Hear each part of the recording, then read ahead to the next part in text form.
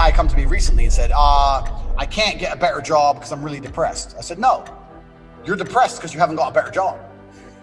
It's the other way around. Of course you're depressed. Your life is shit. What do you want me to say to you? Your life is terrible. You have no girlfriend and you're broke and you're fat. What do you want me to say? Your life is bad. If you have a bad life, you're going to be an unhappy person. I said, if you were me, you'd be happy. You know, so this is what it is. So you need to have your own little empire you're in charge of. And if you can find that, whatever that is, then you're usually going to be happy. I don't buy into this crap that, you know, people who have everything right in their life are still depressed. Well, I can tell you from my personal experience, I'm fine. And the only time I was ever pissed off or sad in my life is when I was broke. And now I'm rich and I'm fine. So don't buy into that lie, because it's a lie. You know? Have you ever felt stuck at a crossroads, unsure of which way to turn? Andrew Tate steps in with clear, straightforward guidance. He's not just offering advice, he's challenging us to change our lives. Are you ready to confront the tough stuff, the real challenges that hold us back? Let's dive into Tate's no-nonsense approach to overcoming life's hurdles and taking charge of your destiny. In this part, Andrew Tate addresses a hard truth. Sometimes life hits us hard and we feel down, but he flips the script. He suggests that instead of letting our circumstances define our happiness, we should focus on changing our situation. It's a raw, real take on how facing life's battles head-on can lead to true satisfaction. Let's explore Tate's perspective on fighting through tough times and coming out stronger. You're fighting against obscurity. You're fighting against the fact that when you have an opinion, nobody cares. If I tweet right now what my favorite flavor of Kool-Aid is, that flavor of Kool-Aid will sell out. What I think matters. And the problem with most men in the world today, especially some of you watching at home, because you're not where you want to be yet, is your opinion doesn't matter. If you think something, nobody cares. When you speak, nobody listens. And when you shout, no one is afraid. You are invisible, and you must fight against this. Now, let's analyze the chessboard. If the Matrix in and of itself is trying to keep men invisible, and they have systems in which it is designed to keep most people inside of their little pen, inside of their little area, you're only going to find the opportunity to escape during chaos, which goes back into the original saying Tristan said at the beginning of this from Under Siege 2, fortune favors the prepared mind. Chaos is scary to the average person who's stuck in their little pen and doesn't want to leave or doesn't believe they can escape. But chaos is a massive opportunity for anybody who is prepared, because that is the only time. If you're stuck in jail, a prison riot is scary. You might die, you might get killed, they might set the building on fire, you might burn alive. But during the prison riot is also the only chance you have to escape. So are you prepared to escape? Have you spent all of those days sitting in your prison cell preparing for when the prison riot comes, so that when everyone else is caught off guard, everyone else is being a jackass, you can get up and make sure you get out? And that's what 2024 is all about. There's going to be some huge events which are going to shake the world. And the world is not yet completely controlled. I believe it's coming soon. I believe we have 1, maybe 2 years left at most until AI has everybody in their boxes. If you're poor, you're going to stay poor. If you're rich, you're going to stay rich. If you're free, you'll stay free. And if you're a slave, you're going to stay a slave. And we've said it on a lot of emergency meetings about your bloodline being enslaved for the rest of human time. That's absolutely true. 2024 will be a prison riot of society. There will be a chance for those who have sat in their cell and diligently prepared to escape. And I want to make this clear to you at home. It's not going to be easy. My brother and I have gone through our most difficult year yet. It's been hard. We've been hit by the Matrix. They put us in jail. They took all our money. They hit us every single way they can possibly hit men. And I would argue that you and I have had one of our best years ever. And in fact, I'm going to show a little wrap up of our 2023. And when you watch this, I want you to ask yourself a question. The Tate brothers have been hit by the Matrix, by the establishment, to be punished for talking and trying to help me be free.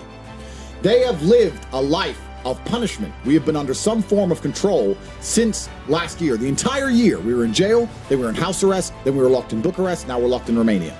We have not been free for a single day this year.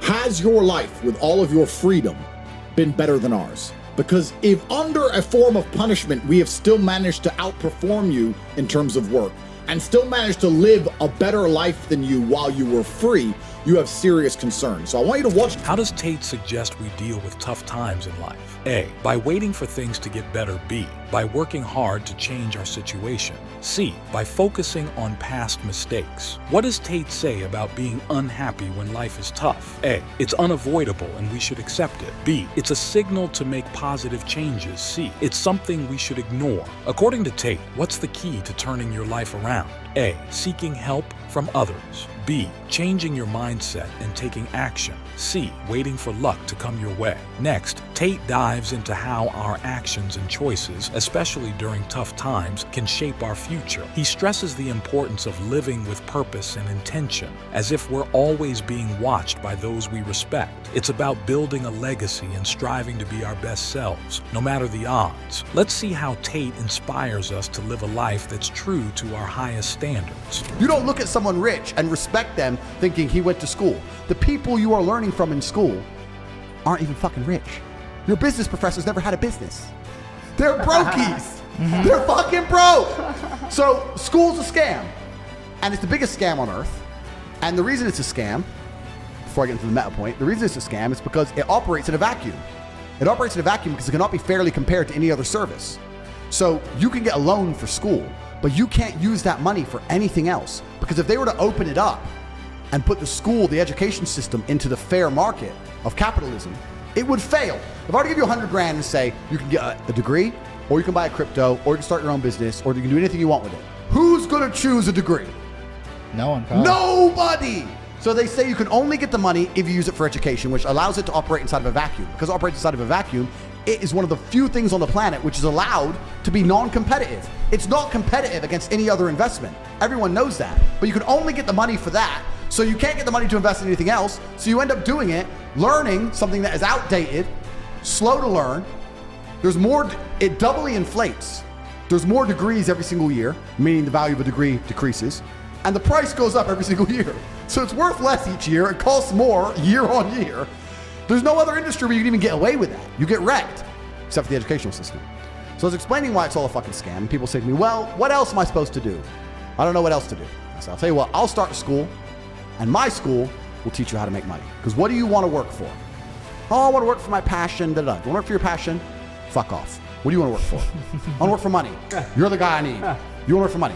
Because there's people who really don't want to do what they enjoy. That's fine. You're never going to be rich that way. Go be a vet. A vet, you might be rich. Go work in the zoo and clean up pig shit because you get to be near an elephant. That's your thing. Go do it. Your passion has nothing to do with getting paid. So the people who are serious, the people who are smart enough to go, I only work because I want money. I don't care what I do. I just want money. Cool. Then you can come to my school. Now, my school is competitive. My school does not operate inside of a vacuum. It's $49 a month for Hustles University, and we teach 18 modern wealth creation methods. We teach 18 different ways to make money. In the modern world, which is very different from the old world, which is a key point because people always say, well, my parents told me. Your parents lived in a different fucking world. Your parents bought a house for $60,000 and now it's worth $500,000. So of course they're telling you to save up, buy a house. How are you gonna buy a house for $500,000? You're working at Starbucks, G. It ain't gonna happen, right? So all your parents' advice is outdated and it's bullshit. So all the old advice is bullshit. Saving money is bullshit. Inflation's like 10%. Save. You gotta get rid of your money. Fuck saving. You gotta fucking spend it.